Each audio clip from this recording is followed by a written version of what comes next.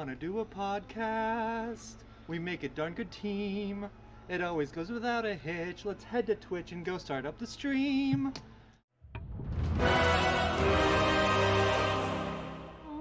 Do you wanna do a podcast? It's the Nerd Glasses Podcast. Let's start now. Hi everyone and welcome to the Nerd Glasses Podcast. Come? Alright, I'll do my own bit for myself. Oh wait, no silence. We're doing it. Get off the road.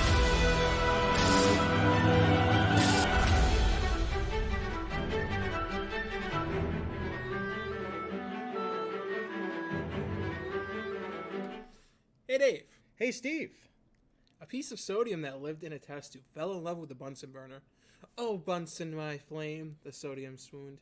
I melt whenever I see you. The Bunsen burner replied, calm down, it's just a phase you're going through. Anyway, welcome to the Nerd Glasses Podcast. I'm not Boater. And I'm Dave, man. Very good doing the and welcome to the nerd. I was like, I think I'll do that. Nope, Steve already got it. I liked that one. That was the first thing that popped up when I typed in dumb nerd jokes this morning. How did you spell dumb? Did you spell it dum dum dum dum dum dum dum dum ba la la la la? Yes, it is the two of us. Boater, hope you feel better soon. Definitely. Welcome to the Nerd Glasses Podcast. We got a lot to talk about, a lot of different stuff. But first, I'll start us out with a Twitch ban, if you don't mind. Please. Twitch streamer Code Miko was banned for 7 days for zapping herself with a shock collar. In a tweet from herself, me and Hannah Banana are testing how dumb we are and shocking each other for being a stupid streamer. In the stream in question, her and Hannah Banana were playing a version of trivia where if you get the question wrong, you get zapped. Okay. And yeah, she was banned for allowing content that glorifies, promotes, encourages self-harm. She was banned for 7 days. However, she got unbanned only a couple days later. Huh. This is reportedly her 8th ban on Twitch. So that's interesting because we've done, like during St. Jude's, like punishments, rewards, because let's be totally honest, all of you people like watching us get injured and things. That's very interesting because it was a shock collar, I guess. A dog shock collar. Oh, so something that was meant to be probably for something of in potentia, both a different weight class and also, of course, immediately a different species. Yep. And not for the intended purpose of intentionally shocking, whereas it is supposed to be a device to teach your dog or pet, depending on how you use it, to not go near a certain area. Obviously, you put it near the road, you put it near pitfalls, things like that, but they're not meant exactly, Boater, for human use. 8th ban, but if they were banned, if it was lifted early, does it mean that I want to look in to see if these bans are scrubbed if they fight them? You know what I mean? Like, if you get banned and you fight it and Twitch lowers it, does it count as a ban on your account still? That's a very good question. Because they have that strike system where after a certain amount of time, your account is just tossed out. Yeah. Because if you think that people are too big to be kicked off of Twitch, just remember, there's a partner made every day. But yeah, yikes. Yes. Dumb ways to get yourself banned. The good news is I have 3 games that I'm very excited about. Good. I mean, I'm always really passionate about the games that are coming out, but these 3 in particular got the creative flowing and things like that. And we're looking into our future in Nerd Division. We're looking on the 9th for Switch, PlayStation 4 and 5, Windows, Xbox Series X, S, and 1. Fatal Frame Mask of the Lunar Eclipse. It's Originally a game that came out on the Wii in 2008, but was not released in the US. Just did not get domestic release. They couldn't find someone who wanted to put it out into the States, things like that. So it's one of our first chances to get a crack at it, and it is one of the more popular in the Fatal Frame franchise because it added the third-person over-the-shoulder view as opposed to the first-person view or that had been used in previous games. Mm-hmm. I know Maiden of Blackwater came out for the Wii U and it was like that weird. It was free for like the first couple levels, and then you could buy the rest of the game. And that, I guess, was a hit because didn't it get re-released? Yes, of course it did. Nice. The Fatal Frame games are interesting because the point of it, I know what you're thinking. Hey, it's like a weird phasmophobia. And if that is your point of reference to paranormal games, you're not wrong. You're just missing the overarching beauty of the Fatal Frame games, which is that your main item is the camera obscura. It's in all the Fatal Frame, hence frame as in camera work.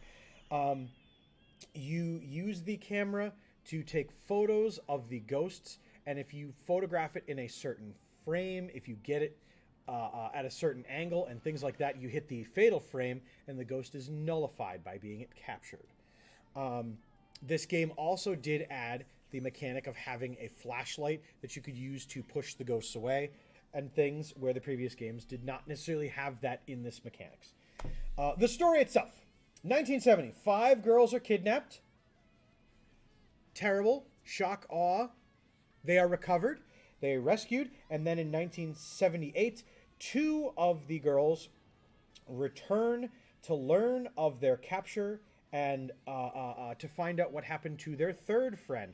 I know what you're thinking. Those numbers don't add up because 2 of the other girls are murdered mysteriously. It comes on to the survivors and the detective who originally rescued them in 1970 to explore the island and discover the fatal frame of the Mask of the Lunar Eclipse. For $39.99, this game looks like one that I am going to spring for. The story, very interesting. The visuals, very terrifying. And gameplay looking pretty crisp no matter what console it was available for. Looks pretty good. Definitely a good game that probably could have come out like later in the year, closer to October, but that's the big thing. These games, the Fatal Frame games, are actually released. While I was doing research on this, the Fatal Frame games actually famously get released around the times for festivities, either honoring the dead or in the eras where bad spirits may be about and things like that. So other countries also have their version of, it's October, it's Halloween, it's, this and that and the other, and culturally, video games do also fall in that cycle. For me, it was cool, and that's not like shocking news to anybody, but it was cool to see that like Fatal Frame also follows that gimmick, and then for you to say that, awesome. Our next game is coming out on the 10th for the Switch, PlayStation 4 and 5, Xbox One, Series X, and Windows. It's a big change in tone, in pace. Justice League, Cosmic Chaos. It's an action beat-em-up. You can play as your choice of Batman, Superman, or Wonder Woman. Because the enemy, I know you struggle reading my handwriting, but do you know who that is? Mr. Mixelplex. Okay, good. I was going to see if Boder knew who that was. Mr. Mixelplex takes over the Happy Harbor, Rhode Island, and it is up to the Justice League, namely just 3 members of the Justice League, to fight off Starro and Mr. Mixelplex and all the other enemies to figure out what's going on. A very different game and a lot of fun. What's up, Auntie? Where is Flash? Where's Cyborg? Where's Martian Manhunter? Where's Green Lantern? So, everyone except for Martian Manhunter is actually in the start of the game, and it seems one of those cases of, the Justice League is assembled, and now time for more than half of us just to piss off over there while you do all the work. Could be added later as content, as DLC. There's obviously no announcements or plans for that, but it could be. It very well Probably. could be. However, to place what time and what era it is, this is the Justice League with Cyborg as a member. Interestingly enough, the cosmetics that are available are whole different eras of the characters in question, different costumes, different eras, different looks, and things like that. For me, looks like a hilarious little jaunt, and it's available on a lot of different places for you to enjoy. I love Mr. Mixoplict. He seems great. Which brings us to our third game. It is coming out next Tuesday, and yes, I could have talked about it, but I am excited to try to get you guys on board about this, because getting released on the 14th for the Xbox One and the Xbox Series X, it is Valheim, a game that I have played not just a little bit of, but a metric fuck ton of, and I have enjoyed the hell out of this title. And I know anybody that loves the idea of crafting tools, exploring and surviving, proving to Odin that you deserve a place in Valhalla. It's a survival sandbox, and I believe the company Iron Gate Studio crushes it with every new patch, every new update, because, by the way, this game is coming out on the consoles, and it's been out on PC, and it's still not finished developing the world. So there's going to be more content to come out that's part of the game you've already bought, not added as DLC. Will there be crossplay? Yes. Nice. Yes, there will. And because PvP is in the game, and there are servers that are open world and things like that, but to be honest, this isn't a game of,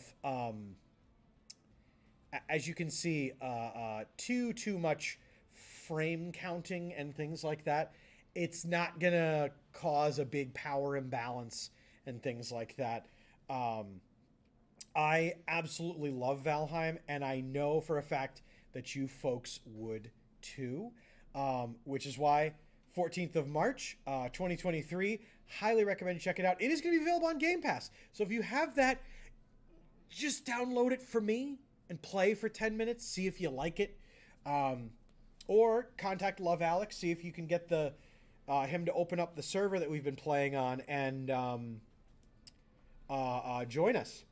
I just realized a very important thing that I forgot to do. What's that? Set the... while we're eating. Oh! I'm gonna go do that quick. Be right back.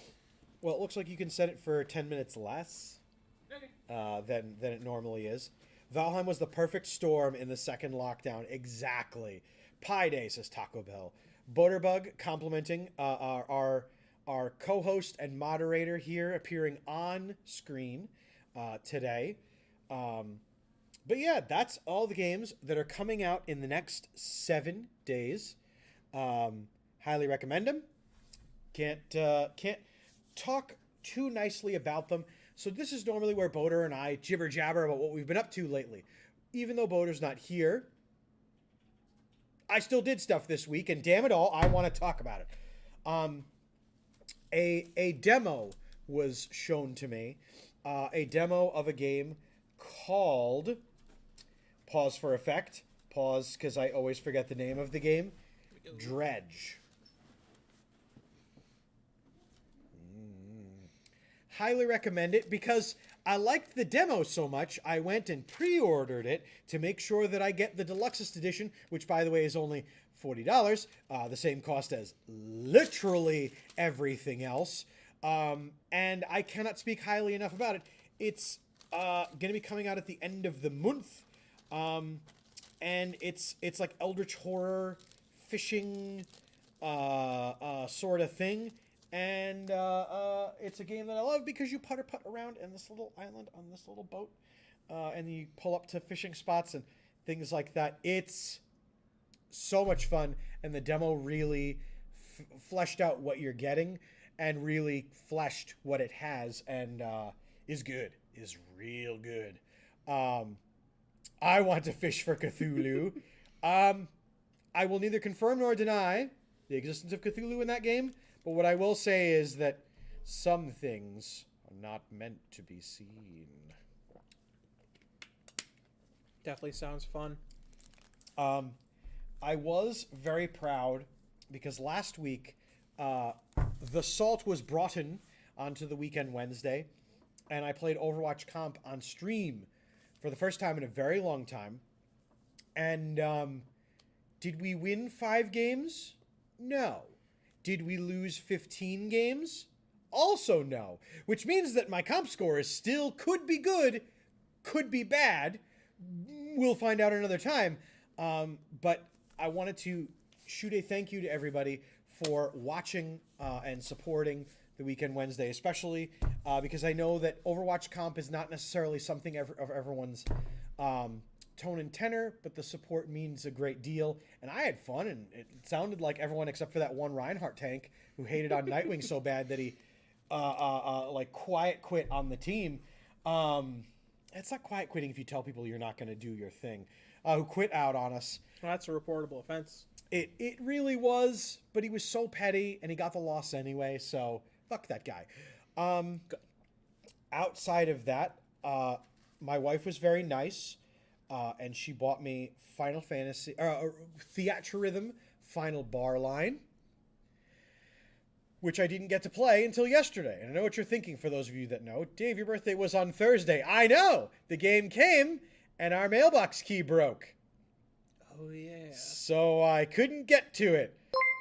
What up, Griff Kuba? Thank you so much for the raid. I'm a raider, Oakland Raider, from the Bay to LA to Las Vegas, cause I'm a player, a boss player, and if you with me, pop your collar, shake them haters, I'm a raider. Raiders.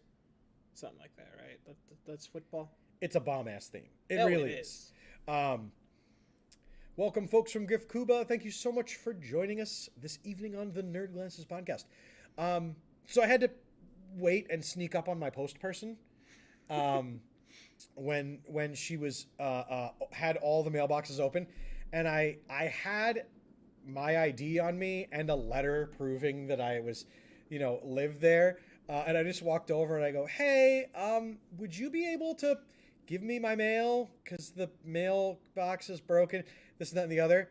And saintly like, she handed me the mail, which of course the game was in, so I of course scuttled upstairs as fast as I could, and then meanly enough, Savannah laid on the package. So I didn't actually get to play it for a while because she needed it to be attached to her person at some point or another. And I yeah, it was a lot of fun. Theatrhythm is a great time. I'm a huge fan of the what's up, Lily? Of the genre, the style, and the ilk, and I had a lot of fun with it. Have you played any Theatrhythm games? I think I've played a demo on the 3DS, but that's my whole thing with yes. Theatrhythm and Final Fantasy.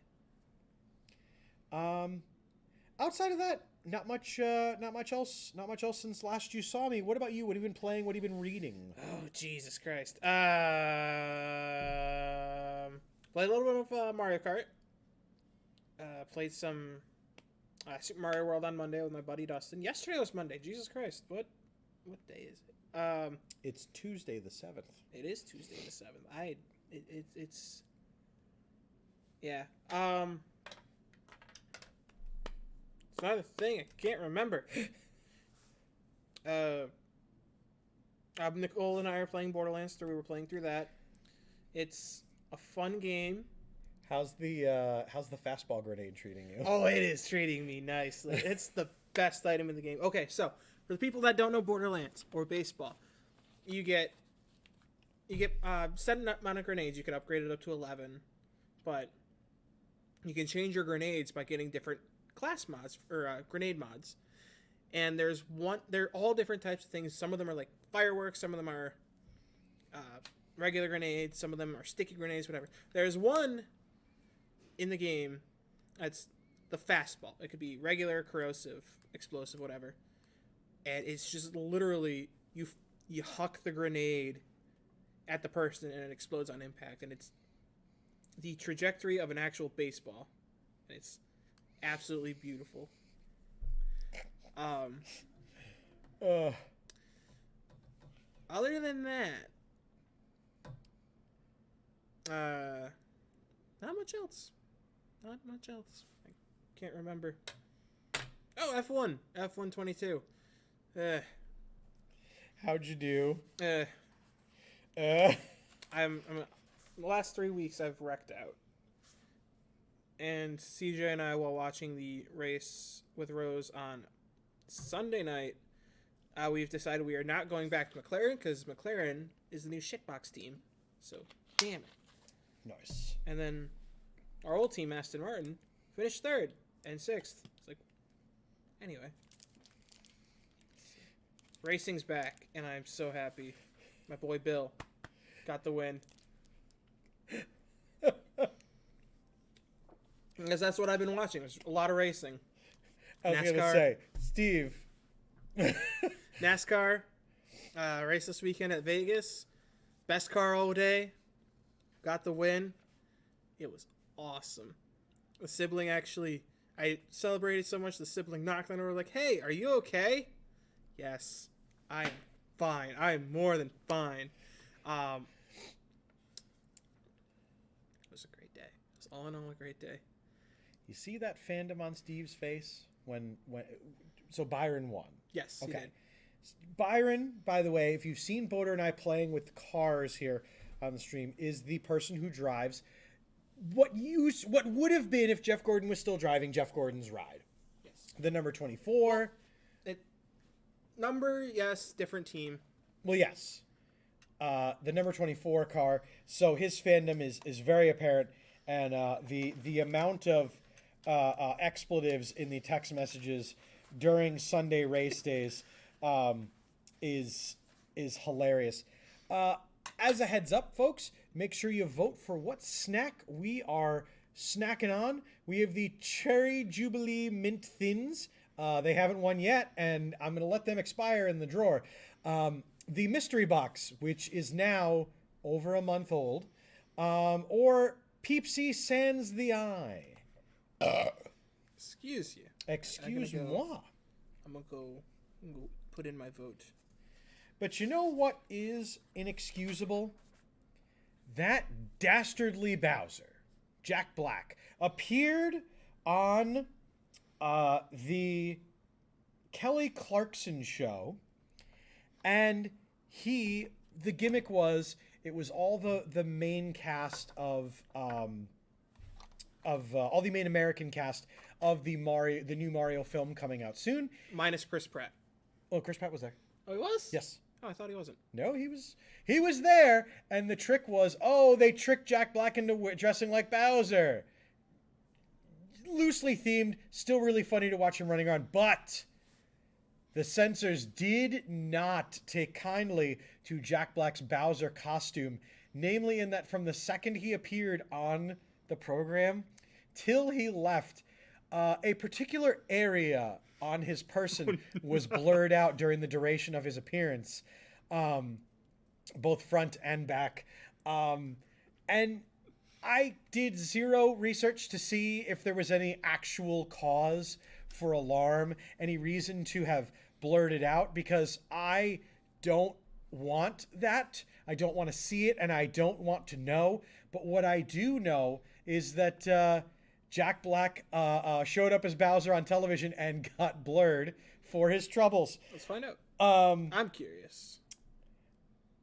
I think it was very interesting. It was very funny, and just a very interesting thing that goes on television there. Steve is now Googling it, and I'm very afraid for you, Steve.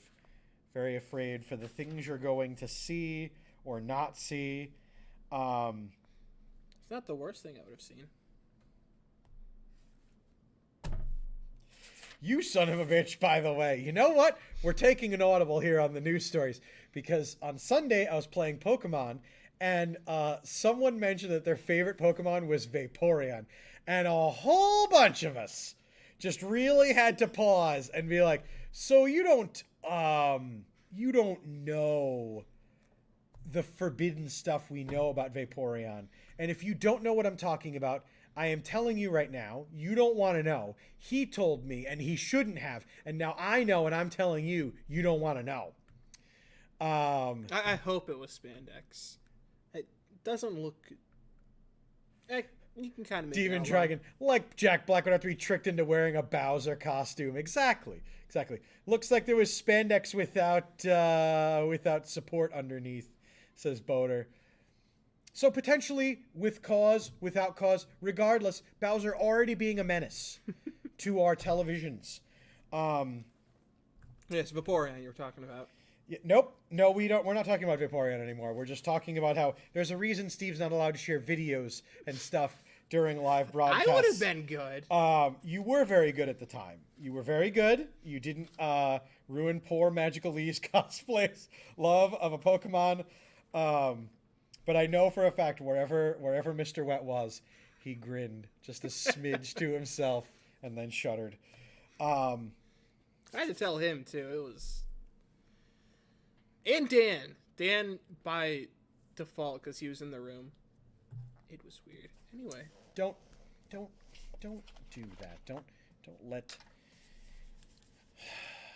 Steve, you're a very interesting person. You have a lot of very interesting things, but stop it. Like, should we continue on with more Nintendo news or switch gears? I am down with whatever. Whatever, man, is exactly what people said this weekend when they fired up their Wii U's and tried to play Mario Kart 8 or Splatoon online. They were met with a network unavailable. And of course, after they called and cursed at Spectrum, because fuck Spectrum, Yes. by the way. Absolutely. They were met with that Nintendo said network service is unavailable due to urgent maintenance required for vulnerability related to online play. If you have your Nerd Glasses history in line and you remember, we talked about a bug that was happening on the 3DS, and it was affecting all the titles, where people could, through online matching, gain control over other people's systems because of the way that the software worked, where people were connecting their systems directly. They realized that bug was in more than what they thought it was in. Had to take the game offline. It is still not yet back up, but they are working on it. But they haven't confirmed that they are going to put those games back up. At this point, Mario Kart, there are more people that own Mario Kart 8 Deluxe on the Switch than there are Wii U owners in total. It's like, I get it that the online still on, but like at the same point, allow custom lobbies, like fully custom lobbies, like how CTGP is on the Wii, or custom tracks, custom lobbies, Hell yeah. Wiimfi. Anyway, sorry, continue. No, thank you for the input on it, especially with those fun little stats that Steve's always so quick with. I like homebrewing stuff. I homebrewed a 3DS over the weekend, and it was fun. But we shouldn't talk about that on here. We talk about all sorts of questionable things. Speaking of questionable, if you own a copy of Scarlet and Violet, you remember that on Pokemon Day, as discussed on a couple different programs here on the network, covered excellently, might I add, by all involved. Compliments to all of us. But if you haven't yet purchased the Scarlet and Violet DLC, or you haven't connected your Pokemon Go account to your Scarlet and Violet account, hold your horses there, Tonto, because there is a file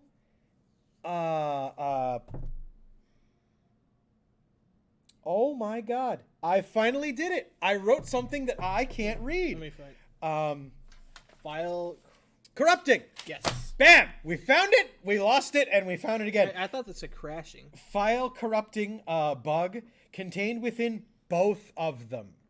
So it's not a combination of one or the other. It's both of them, and then together you can potentially make a super bug and super lose your profile and all your poor Pokemans. So wait a hot minute on that. They will certainly be fixing those because that's a lot of money to throw away in integrations. Yep. If they didn't. I don't know why they wouldn't. That's a lot of anger Pokemon fans, especially. Yeah, Pokemon fans run deep. Have anything you can think of, or chat, anything you guys can think of where this may have occurred in the past, or where Pokemon file corruption? Like, I don't know that it would be that easy to get that stuff back. Like, especially because Pokemon is a whole bunch of randomly generated things. Like, it's not like there's like, oh, your algorithm this and follow through here. And Oh, if you're, if all your Pokemon on... It would delete everything on Pokemon Home too, right? You said? No. Oh. Both as in Scarlet and Violet? Yes. Okay. Like, I don't know. That's just... something that could be easily swapped from a 1 to a 0 or just whatever. It's not the first time they have added integration from home to a different game. With Sword and Shield, there wasn't any issues with that. I don't remember. It was a while ago, but... Okay. Good. Well, keep your Pokemon safe. Hide your Bulbasaurs. Hide your Charmanders. Bulbasaur can't be used in Scarlet and Violet. The bugs have already gotten to everyone. You've forgotten. I'm very sad. It is not, however, a sad day for our friends on the Mario Kart front. Team Symphonic Wa, future champions of the Mario Kart League, starting next week on the weekend Wednesday, Keybug and official Ezria. What up, Vladdy? Sup? They announced that tomorrow or the 9th? The 9th. In the next couple of days, Birdo is going to be added as a character, and is a medium weight kart racer, by the way. I really enjoyed when people who were trying to do the metrics and things asked that immediately, and they go, well, what weight class is Birdo in? And I respect the fact that one of the first comments on everything I saw was, never ask a person their weight. And I was like, yes, make those people sweat and think about it. They are also adding a couple cups worth of tracks, some ones from Mario Kart Tour, Singapore and Bangkok. They're adding Amsterdam. They're adding from the Mario Kart Wii, DK Summit, from Mario Kart Super Circuit, the Riverside Park, from Mario Kart DS, Mario Circuit, and another Mario Circuit, just what we needed. And for Mario Kart Double Dash, they're adding Waluigi Stadium. As well as one brand new track of Yoshi's Island themed around said game and series. Aw, yeah. I don't know if you saw as well, or if you have it in your notes as well, of a leak that happened beforehand. No, please, pray tell. It was posted in the Discord that a guy... It was a general leak, like, hey, I work on Mario Kart 8 Deluxe, and this will be added in the future. On February 6th.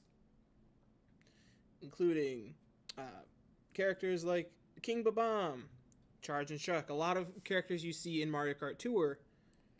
My boy, Montgomery Moonball Molerat, and his Minigame Mondays. I would love to see him back, or in the game. And he expressly said he had the opportunity to work on a few tracks for songs in Wave 4 before Wave 4 was announced of DK Summit and Mario Circuit for the DS. So, could be, maybe, I don't know. We'll have to see. That's cool as hell. I am glad that they are integrating, almost like back integrating, putting the characters from the mobile game into Mario Kart 8 Deluxe. Which, by the way, when Mario Kart 8 Deluxe came out, that extra word Deluxe really didn't fit the bill. Nope. Now it does. Yes. To an nth degree, because of what they added before the online pass, and now what they're adding in the online pass itself. The only differences were some stats. Dry Bowser. No, Dry Bowser was in the game. Other characters. Bowser. The Bowser himself. Drawing a blank on all the characters. Jeez. Gold Mario. New battle mode. Tracks upon tracks upon tracks. In fact, there's now more tracks than there are the event where you're supposed to be able to race all of the tracks in the game. There's more, and they just haven't upgraded the coding to be able to do all of them in one sitting in one race. Why you would do that? maybe we do it on Insane Games TV in the future on a Saturday. On a St. Jude Saturday, maybe. Oh, be still my heart. I would be 100% down for a marathon of Mario Kart. God, yes. And just like that, our snack is ready. Steve, why don't you discuss one of the tales you hath brought for us, and I will check on what the people voted for and ready the snackaroo. My one and only tale that I have brought forth upon this lovely, lovely stream is a report that I saw earlier this morning, that came out earlier this morning, about a proposal for different kind of gaming establishments, gaming-related establishments in Las Vegas that would transform, or that would change around a commercial center into a hotspot of gaming for like tabletop games and other kinds of games in a more of a tavern-ish, bar-ish setting. I'm trying to look, I have the whole thing copied and pasted. I'm trying to word it weird so it's not plagiarism, because plagiarism is bad. Anyway, 24 hours gaming establishment for all your tabletop games and more. Although there is a bit of backlash due to the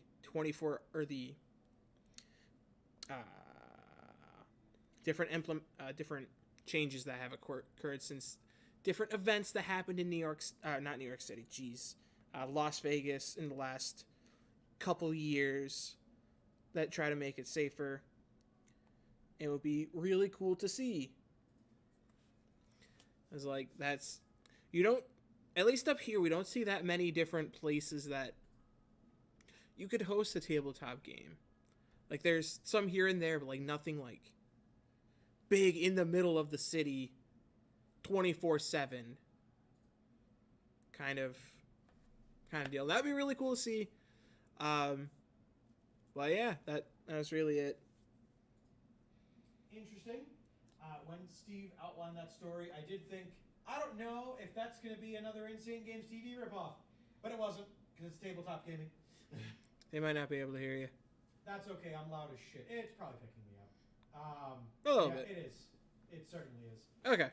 But you voted 90%! Woo! With 8.9k channel points for Cherry's Jubilee. No, I'm kidding. The mystery box. Does this mean I can take the mystery box home finally? No. Damn it. I'm gonna go throw my card back on that. For the mystery box is not, in fact, the item that is to be eaten. But Sure about that. as much as I hate on Nintendo for the season pass track expansion is so worth the money, says Anticlaus Prime. Especially if you have that the expansion pass thing. That's Oh, I saw it. Oh god. Oh god. Any gaming, time, tabletop or otherwise, is not complete without a little bit of chips and dip. Can you hold that up for the camera so people can see? Because I don't know that the Doritos dip, Cool Ranch Jalapeno, Taco Bell, just eat the box, and Screamin' Hot Veggie Straws. I'm glad I have milk in the fridge.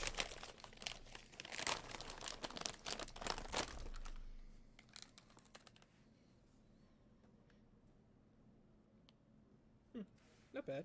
It is nowhere near its expiration date. I made sure of that this afternoon when I came here. How many different colors are there? 4. Have you had veggie straws before? I have. They're delicious. Okay. I mean, they're just veggie straws with spicy stuff on them.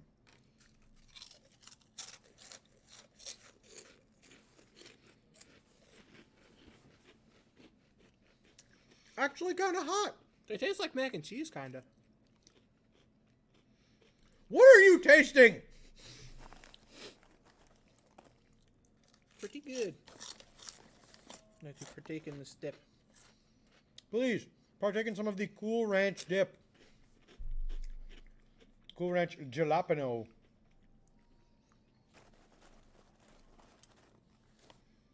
Do you love it or do you love it? It's not that bad. Ooh, I felt that in my nose. So for taste profile, it's delicious. That actually has quite a kick to it. Yep. And I'm very sad it has disappeared from stores for me to be able to purchase. All right. We'll keep snacking while we discuss more news stories. Hell, yes, we will.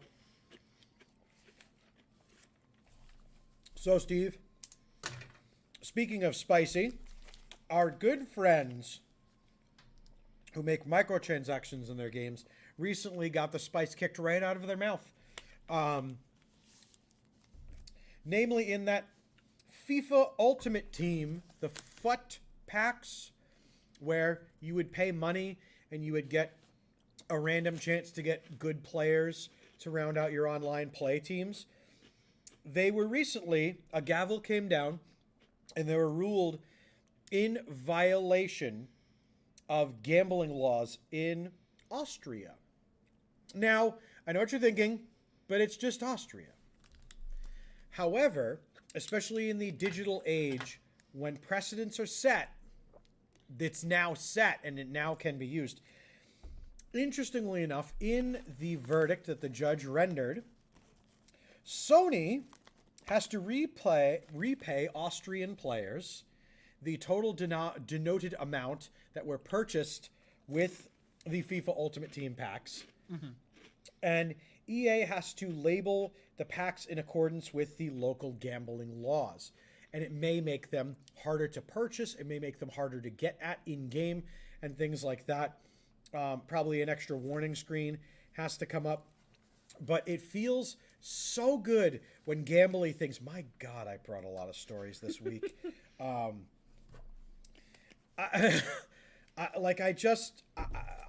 stoked about this.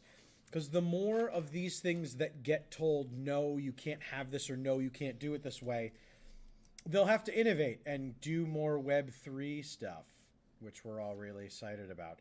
Did you ever buy, like, FIFA Ultimate Team packs, or... I never bought a FIFA game. Or in, like, Madden, or in MLB The Show, or games of the like? Nope. I've never purchased any of the packs myself because I've never been so tempted, because the game does events where if you play the game, and even if you play moderately well, not even great, you get these premium players. You just immediately get slammed on by somebody online who doubled their cost of the game to buy whoever the best players are at the time. Yep. Speaking of events that happen that are really good but also really bad. Okay. Overwatch 2. First, I'm going to start with this. I have recently announced my retirement from Overwatch 2 within the store.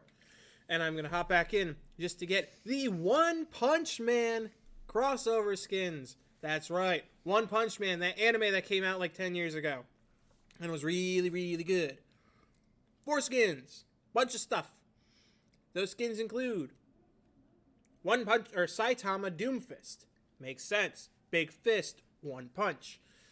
Terrible Tornado as Kiriko. I almost called her Kakariko, but it's Kiriko.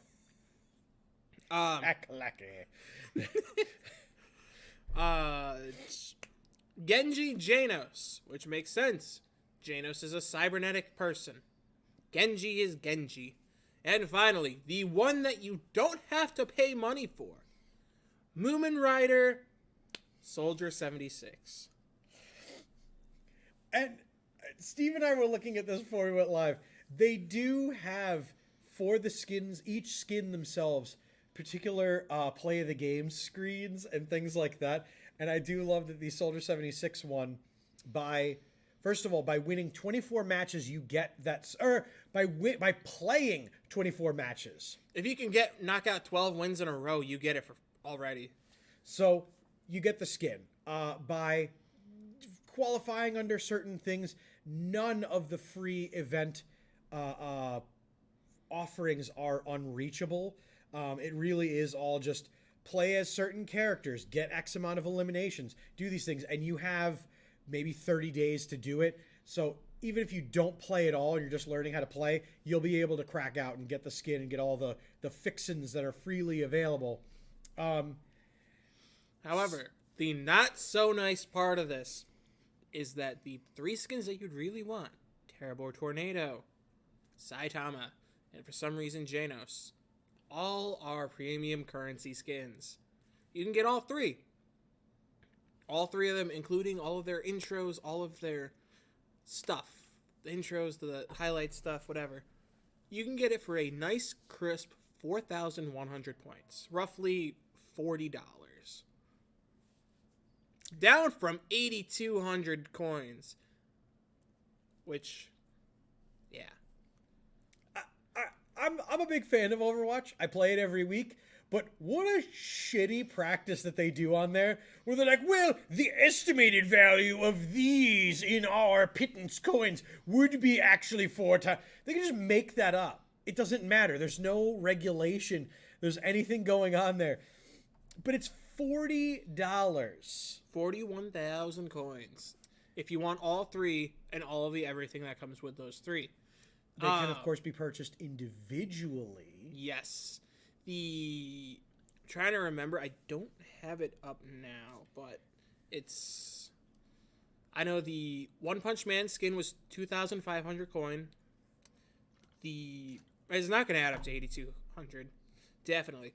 The Genji one was 1,900, and the Terrible Tornado was like 2,200, but still, it's quite absurd for that. On the swinging other half of this, it is one of the, if not the first, intellectual property full, like, crossover to Overwatch 2 for sure. But outside of Lego, there wasn't any. That wasn't Blizzard. I don't remember there being any non-Blizzard IPs that had skins that were available like in-game to either get or things. Obviously, special promotional things were probably gifted to folks and done. But an interesting thing, One Punch Man is an interesting sort of dive. It's very much the Bob-Kotick choice of intellectual properties. They just typed the word anime in, and they saw that incredibly bald, Malden-looking guy, and they were like, that's our man, let's get him. Saitama's not really malding. He's fucking great. He loves his coupons. He loves his coupons, but he always looks like... Yeah, because he's the most powerful being in the universe. It's boring. As well as, alongside the Overwatch One Punch Man skins, we have Overwatch League skins that are version 2s that are more expensive than they were in Overwatch 1. They are 150 a piece, but they have a bundle where you can buy 3 healer skins, the support your team skins. Ha ha ha. Get 3 Baptiste, Ana, and Kiriko, and you get a little key thing of your team of choice. In game, not IRL. That would be cool. The actual in real life things don't exist, but Nope. They probably.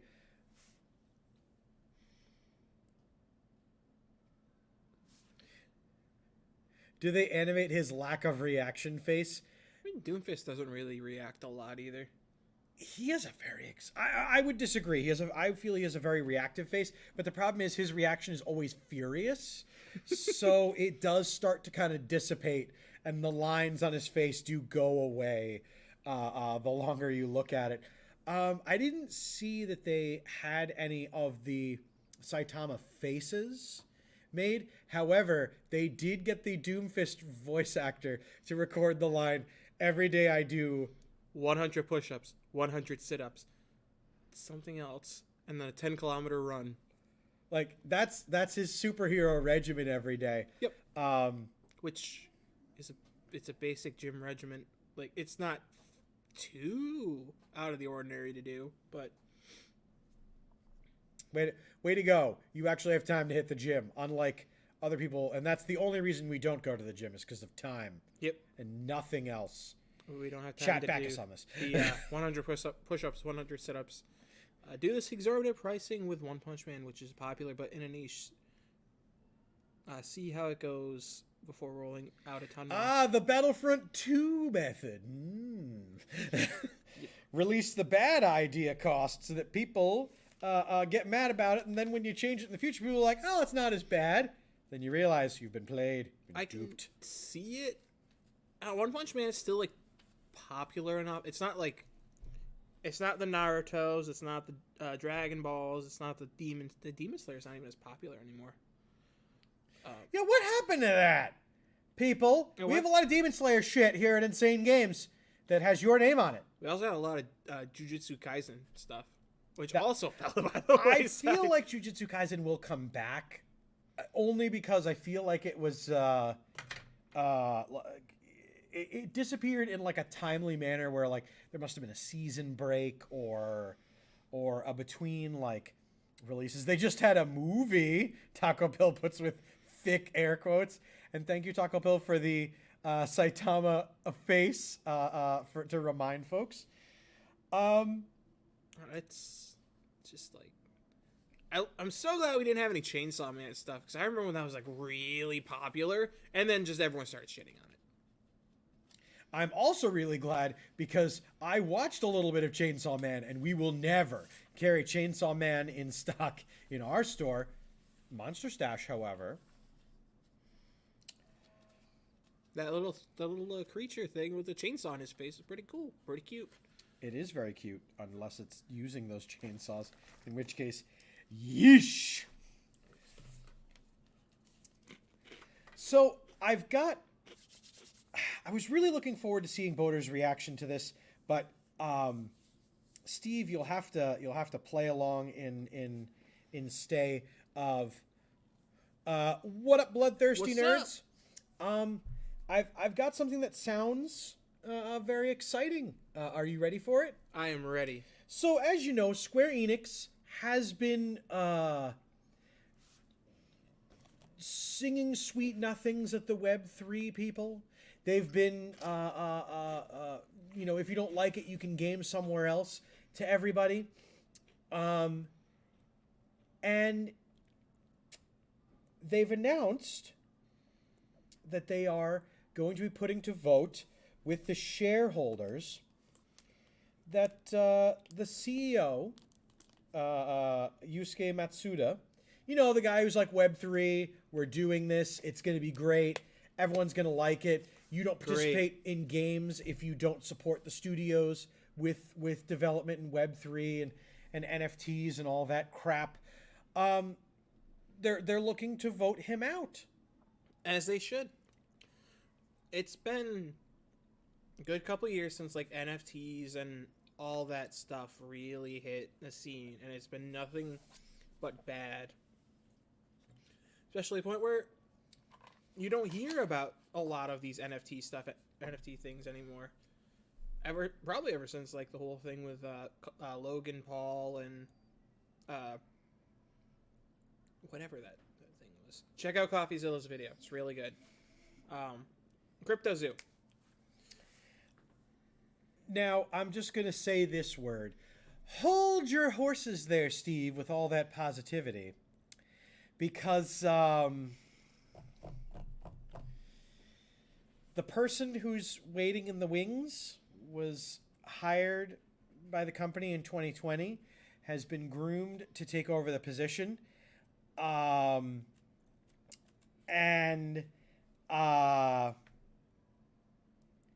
He had previously worked with a lot of companies dedicated to Web3 and all these other such boondoggles and things like that.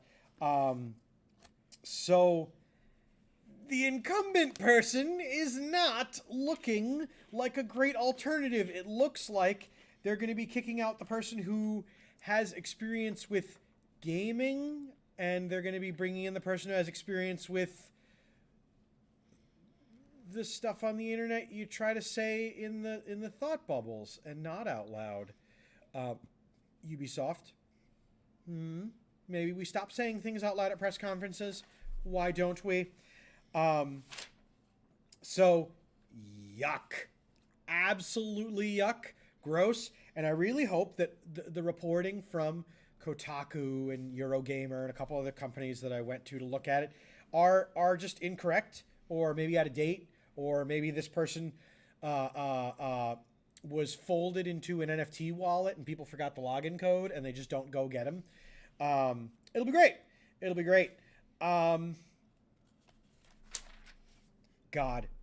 It's kind of terrifying that, like, this is where all a lot of the different CEOs have either gone already or going. It's not going to work. But Bobo's still there. Don't you fucking worry about it. Bobo's still shitting in his chair and calling it content. Speaking of dropping a big deuce, you'll remember from our past stories, we've chatted a little bit about Microsoft getting really tired of Sony's chicanery and shenanigans and turning and going, we'd like to subpoena some information from you about certain, aspects of your market and things like that to be able to use in the U.S. courts as we're talking about these, because right now it's public information, quotas, things like that, and they wanted more. They wanted deeper information. They wanted some business things. And Sony dragged their feet. They applied for extensions. They tried to stop it. Well, a gavel came down again, and wouldn't you know it, a U.S. judge granted that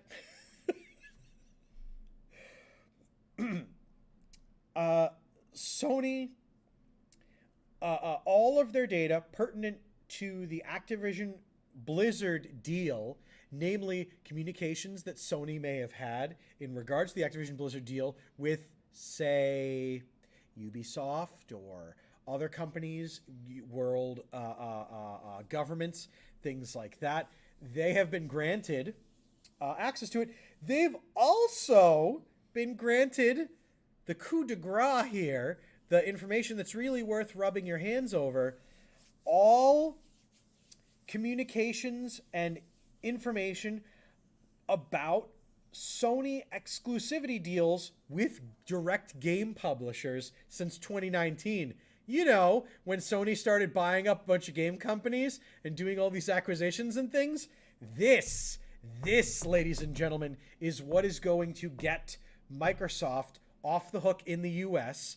It is what is going to get a lot of this foot dragging and banging the table from Sony to become what we all know, because we are in the industry and we are fans of these things.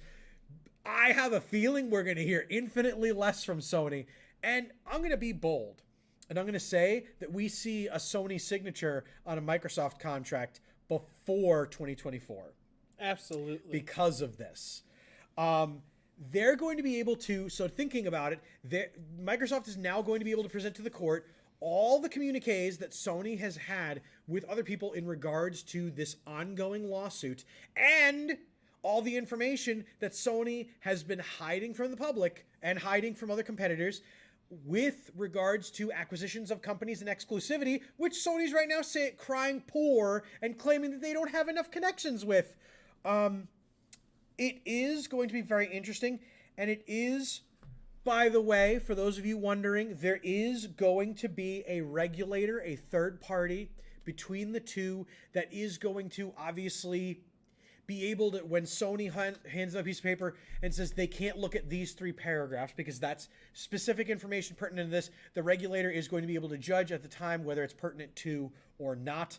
And I cannot wait to hear what comes of this. Also, if it becomes public record in the court, we get to see it too. Mm-hmm. Will Nerd Glasses be the regulator? By God, we could. We really, I don't read fast enough. It would not go well. Here, don't read these 3 paragraphs. Okay. In the beginning. No, don't read these 3 paragraphs. Okay, I won't. It'll be Sega. No, it's gonna be it's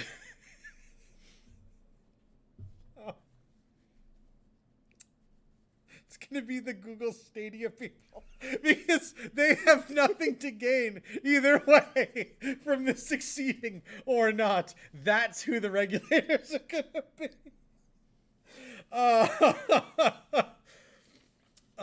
Boner saying, optimistic of you, but yeah, if Microsoft's deal gets blocked, you can bet they'll use this to turn up and get Sony broken up. Absolutely. I don't know if they'll be able to break up. Well, they'll definitely be able to cause a lot of financial problems and business problems with Sony in the U.S. That Santa Monica studio? Gone. That one actually probably wouldn't because they're making the games that they make for every console. But that's fair. Would be an interesting thing. So, in the same vein, and on reports of, it's on the DL. So between you guys and us and a whole bunch of reporters in Europe, Microsoft's show of good faith and getting Nintendo on board with Call of Duty and Nvidia on board with getting their own Call of Duty games at release and things like that. The word on the street is that the EU Commission has appreciated the concessions, and it may have been the fact that Sony decided not to show up at all or sign these things. And the fact that Microsoft basically held up that contract saying, and here's the exclusive, the guarantee that Sony will have games for 10 years, but they're not here to sign. Here's the pen and the paper. Sony. But it looks like because of these events, because of these overtures that they made, and because of the compromises and changes that they did in the original deal, they are Xbox socially bullying PlayStation. Xbox is giving, what's up, Mr. Wet, by the way, Xbox is giving PlayStation back exactly what they've been giving Microsoft since this deal came out. They're literally just, they did the smart thing, which is that they sat back and they went, oh, this too shall pass. And guess what? It seems to be passing in a big way. Like a kidney stone. Like for Sony. For Sony. Yes, Sony's stone. Imagine as a voice chat with Xbox insulting PlayStation's mom. You can do that now. Tomorrow, there's going to be an update on PlayStation that allows Discord connectivity. So you can have someone inside of a PlayStation chat and someone inside of an Xbox chat going back and forth. And it's going to be great. Through Discord. Oh my god. Yes. Yes. This is the program that keeps on giving, and I absolutely love it. In previous episodes, we have wait for the teabagging when it's all wrapped. Exactly. So many passive-aggressive PR campaigns. I can't wait for somebody to dust off the old Microsoft does what Play don't. Or Sony does the same thing. Sony does what Mike can't. Like Xbox beer. Oh, that's what it's gonna be. It's gonna be a PlayStation executive going X beer, and then throwing it out a window. So we talked about the fact that the EU board that was elected to look at the deal and vote on whether talk about their findings and things to the EU regulators was due by, I believe the original date was the 10th. They have been extended to the 25th because Microsoft has done so many different deals and so many different changings of the wording and the verbiage of the Microsoft Activision Blizzard King deal. Xbox does what PlayStation.